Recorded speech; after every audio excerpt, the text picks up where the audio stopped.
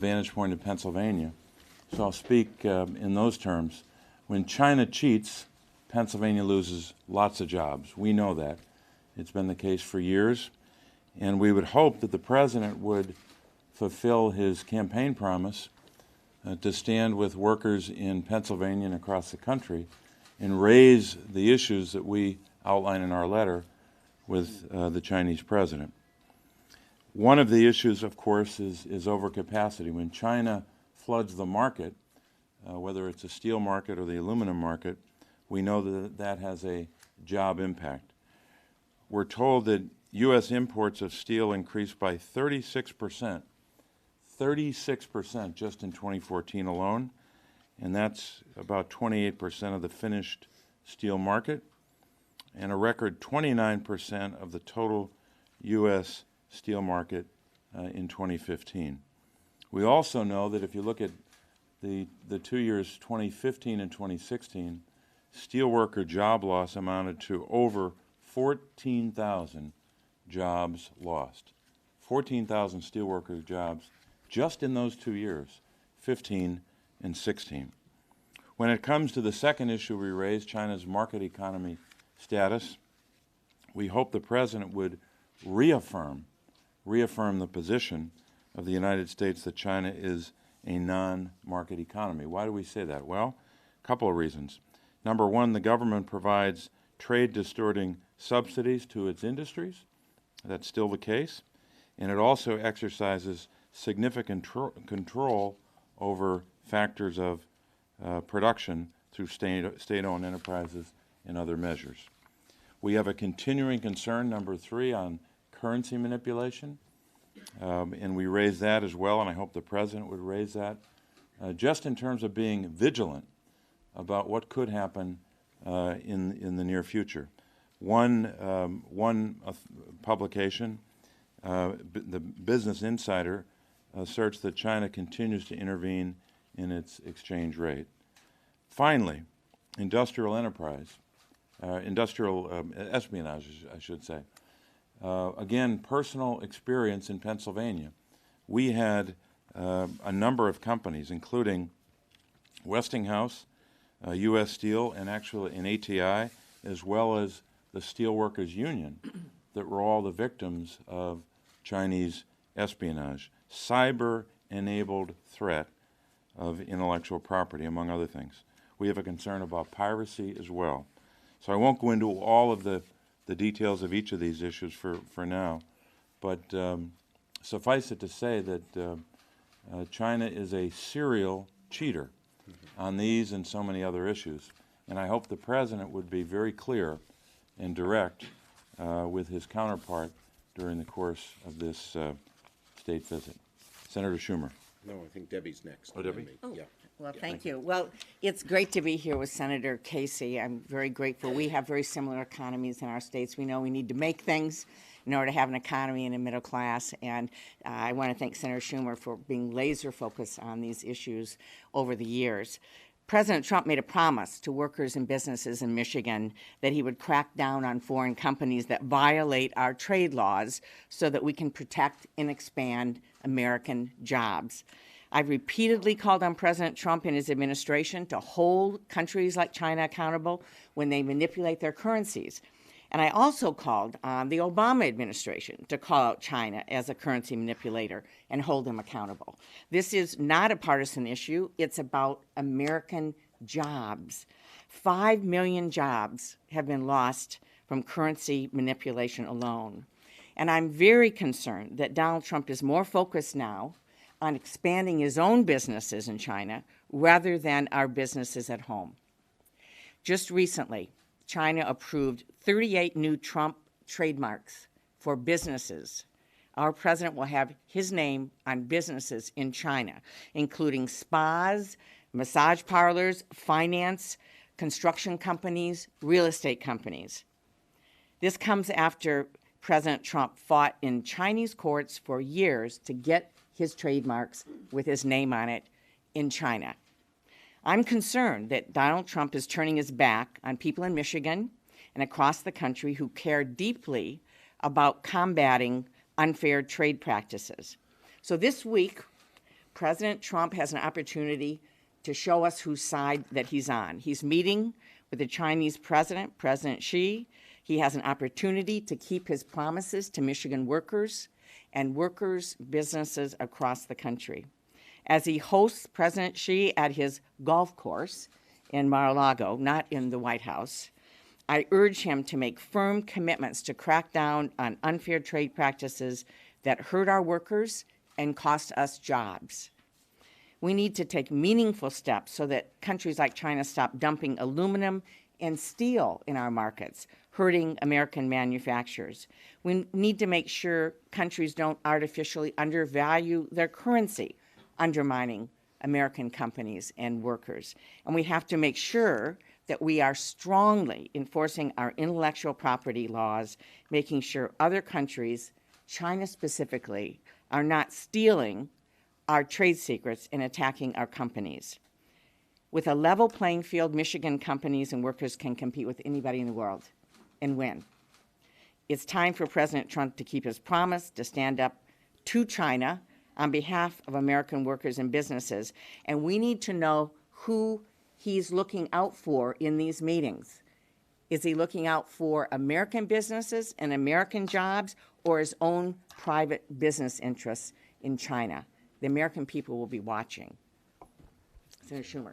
Thank you. I want to thank my two colleagues. They have been two of the great leaders in this country on rectifying our trade practices so that American workers and American wealth is not taken advantage of.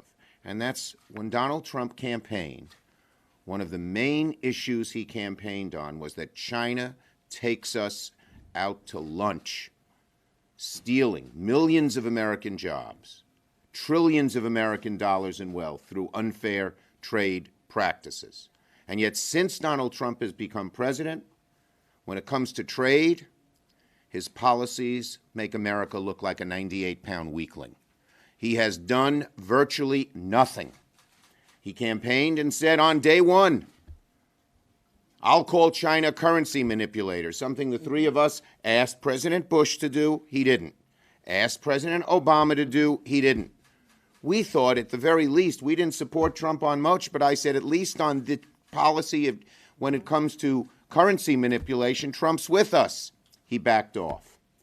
When he said we're no longer going to have a one China policy, many of us thought, he knows how important jobs are and bad trade practices, stealing those jobs, are in terms of helping American workers. He's going to use the one China policy to get economic concessions out of China and make them play fair once and for all. He backed right off that with nothing in return. We haven't seen him do anything against the number one trade predator against the United States, China.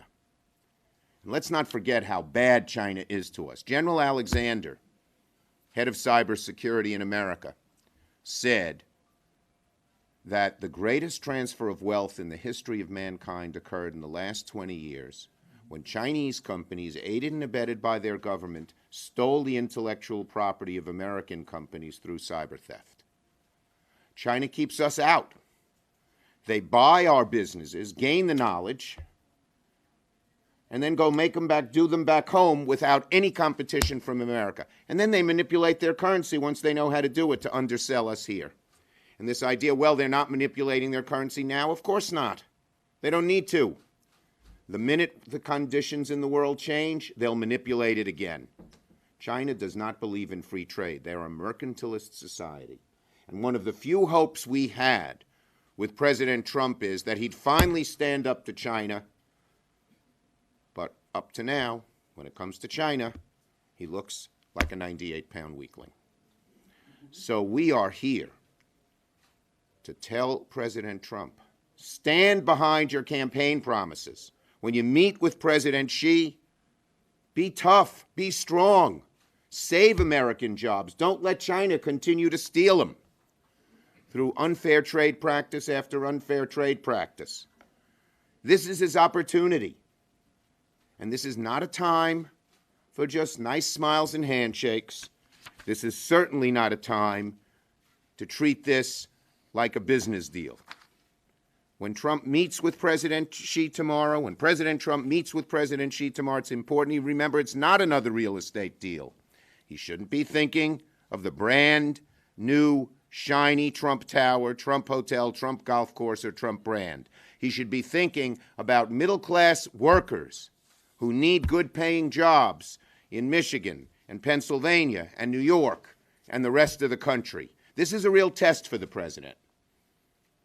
Be strong. Be strong. Don't let China continue to take advantage of us, and don't do what you've done throughout your first 80 days of the presidency.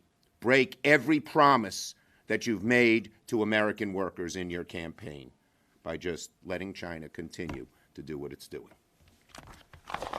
Questions on this subject? First, lady in the green dress. Lisa from the PBS NewsHour. Thank you for doing this. What specifically do you think the president should be saying right now? I hear your general calls, stay tough, be strong. Okay. But what specifically should he say? He has the power right now to call China currency manipulator. That would send a shot across the bow to the Chinese that it's not business as usual. They can't keep taking advantage of our country, as frankly they did under both President Bush and President Obama. Okay? Second, he can tell them that they've got to stop aiding and abetting cyber theft that steals our intellectual property. Third, he's got to stop his companies from dumping steel and aluminum. There are so many things he can do. So many things he can do. He's done nothing. He talks a good game. He signs a couple of executive orders that mean nothing. He hasn't saved one job that China is stealing. Yes. Another green dress. The green section. Mary Berger with Washington Trade Daily. I'm wondering if you're concerned that the president is going to feel that he can't be tough on China in this meeting because he wants their cooperation on North Korea. Well, you know, this is the story of why China has taken advantage of us economically forever. Because every time there's some geopolitical consideration, China's done nothing on North Korea. The way to get them to do something on North Korea is be tough, hit them in their breadbasket where it hurts, on their economic predation. And if they knew that he was going to be tough on that, they'd cooperate with North Korea much better. Could I also Yeah, just please. add, Just add one thing to that. The only thing I would add is that the time to engage China aggressively in a very determined way was weeks ago when we had that Saturday night where North Korea launches a missile, and the president sitting in whatever room that was in Mar-a-Lago, the restaurant, and starts talking with the Japanese leader about it and the other staff, and he had the iPhone lights as they were talking. He should have been in another room, obviously. That was not the way to have a discussion about North Korea. But that was the moment to rally the world and to rally the international community to put even more pressure on the North Koreans. And I would hope, and we don't know, I don't know what the record would indicate, I would hope that from that Saturday night going forward for the next several days, he was fully engaged with the Chinese president about North Korea. There's no indication that he was. So if he had done that as a predicate, he could be, I think, much more direct with him on these issues that we raised. Every bilateral relationship has give and take, but you can't ignore a problem on a Saturday night when you have to engage and then try to accomplish both goals in a meeting like this. So I don't know what the record indicates, but that would be an interesting inquiry to find out from the administration what happened from that Saturday night for the next couple of days, because China, I guess North Korea has something like 80 to 90% of their trade with China. They have the Chinese have real leverage. So. well, just two things. First, in terms of what the president can do specifically in meeting with President Xi, he can say, stop dumping your steel or we're putting countervailing duties on to level the playing field. Right. He can do that, and he should be doing that. And the second thing, I go back to, again, his business interests, because on top of everything else, and how complicated, of course, it is in these relationships. Unfortunately, under this president, we've added another layer of complexity because of his own personal business interests. It's hard for me to wrap my head around the idea that in the middle of everything that is going on and all the need to build these relationships and deal with North Korea and so on, and the issues around the economy and jobs in America, that he would be focused on putting his name, Donald J. Trump, on businesses in China. Common sense says that has to play into how he approaches this president. Who's he talking to? His business partner? Or is he talking on behalf of the United States of America? I don't know. That's a big question. Right down the road. Ira Titowitz from MLEX News Service. If China doesn't offer anything, if the president of China doesn't offer anything, what should the U.S. do, aside from declaring the China nuclear currency? What would you do, and what should? Well, we're going to be coming out with a strong trade package as a Democratic caucus soon. But he, again, has the power to stop the dumping right now. He has some real power. And if he starts doing these, the Chinese only understand, when it comes to economic issues, strength. They don't care about nice talk. And if he does these things now, the things he can do unilaterally, it will set a much better tone to do other things that he has to do bilaterally. He'll get more advantage. It even applies to North Korea. If the Chinese feel they won't pay any real consequences, they'll just keep doing what they're doing. And the policy isn't working. Next in line. We're going down Killer's Row here. Thanks. To follow up on the trade package that you just mentioned, so We're not going to tell you what's in it. well, in terms of items that are China related, That'll be good. So if, for instance, A lot of it is going to be China related. It's our belief, it's our caucus's belief, that the number one reason America has lost jobs in the trade area is China. And probably the number two reason is China. There are others, but that's the far and away. And you know, China now is not just going after the low-wage jobs, you know, like in furniture or clothing. They've already won that. They're going after our highest and best industries, whether it's tech or pharma or entertainment. Do you know how many movies? China's buying up all these movie-type places, you know, the theaters and the production companies. You know how many American movies are allowed in China a year? 24. So they learn how to do it our way, keep us out, develop their own industry, and then they flood our markets. That's their M.O., and we're letting it happen. And Donald Trump is doing nothing.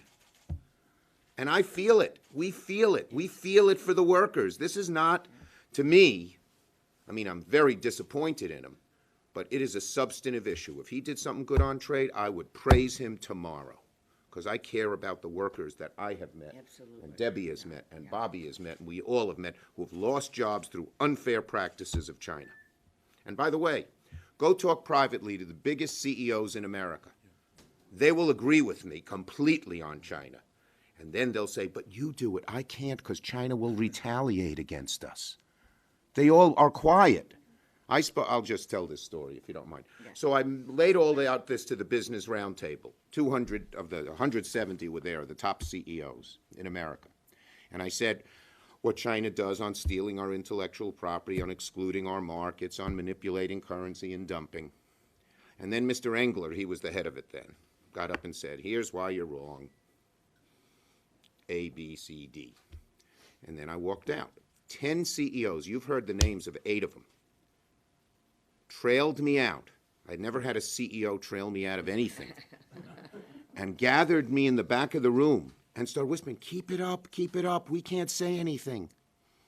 Business feels exactly as we do, but because China is so mercantilistic and retaliates, that they're afraid to say a thing. They want their own little advantage. They're all trying to negotiate a little deal. Senator, it was reported this week that China has become the largest foreign purchaser of U.S. oil. We export oil to China. We also, at Boeing, that's one of their biggest markets in China. As Senator Stabenow knows, we export a lot of soybeans to China. It's a big market for U.S. soybean exports. So how does President Trump balance the interests of U.S. exporters with the things that Okay, you're I'll- talking about? And is there no risk to? There is risk, but if you keep up the same policy, we're going to lose trillions of more dollars and millions of more jobs. If you want to be risk averse, totally risk averse, and let the present policies continue, we're the loser, they're the winner. We have far more leverage than they do. So we got to be smart about it, but we got to be strong. And the things we've mentioned that they could do unilaterally are not going to create a trade war. They're going to send a signal to China it's not business as usual, and they're going to be more amenable on other things. When the Chinese see strength, economically speaking, they back off. But when they see business as usual, they just continue to take advantage. No, I'd stress that Chuck is exactly right in terms of the need to show strength. And when it comes to things like selling soybeans, they need those to feed their people. They're not going to stop buying our soybeans or buying other food products because they need that. What I'm most concerned about in the food arena is that they're beginning to buy our food companies. And this is something that I've raised in the Agriculture Committee. Actually, Senator Grassley and I have a bill now to change the CFIUS process to include food as part of national security because they're buying food companies and our food safety technology. And what happens when China controls our ability to be able to produce food processing plants and so on? So there's a lot of reasons why we need to be paying attention to China. And certainly we're going to be able to continue to sell agricultural products to them because they need that to feed their people. And I would just say to President Trump, and then we'll do your last question, the eyes of American workers are upon you as you meet with President Xi. Stand up for them. You haven't so far in any way, except rhetoric. Nothing substantive, nothing that will actually prevent us from losing more jobs. Last question. I'm going to give you a different but related foreign policy topic. So yesterday we saw this horrific Syrian gas attack, war crime by any standard. The president put out a statement last night essentially blaming his predecessor, President Obama, for it. What's your reaction to that? Yeah. Do you want to take that, Bobby? We'll leave our Foreign Affairs Committee maven. Yes. Former. No, John, the statement itself, I think, probably told you all you need to know. There's no mention of Putin. Barely, not the strongest condemnation that should be there. Secondly, I'd say a lot of us for years have been urging a stronger policy with regard to Syria. So this isn't just rhetoric for a new administration. We've been calling for a stronger, at least I have for many years. Number three, you would hope that the president would finally tell it like it is, that these are war crimes. And it's not just war crimes by Assad, it's war crimes either committed by the Russian Federation or aiding and abetting Assad at the same time. So this was a moment where the president, I think, could have spoken with moral authority and with at least the beginnings of an outline of a strategy about how to reduce the likelihood that that'll ever happen again. And we don't see it. And in fact, when I talked to the Secretary of State when he was a nominee, he was in my office, and I asked him specifically, what about Syria? What are you going to do? What's your game plan on Syria? His answer, and I'm paraphrasing, but his answer generally was, well, we're going to focus on ISIS first, and then we're going to get to Syria. As if you could line up these things instead of having to deal with both of them at the same time. They're interrelated. I don't even know what their strategy is on ISIS, let alone what their strategy is on Syria. Just because you raised Putin, I'd love to get the leader and Senator Stabenow on this also. Do you all feel that the cloud of the Russia investigations is undermining President Trump's ability to be an effective commander-in-chief? Yes. Yes, absolutely. And if they'd come clean, would be a lot better for them, for the country, and for our strength of foreign affairs. I would just say this: what he's done with Syria is emblematic of what he always does. Instead of a policy, instead of action, there's just blame. Blame doesn't solve the problem. Thank you. Thanks, guys. Thank you very much.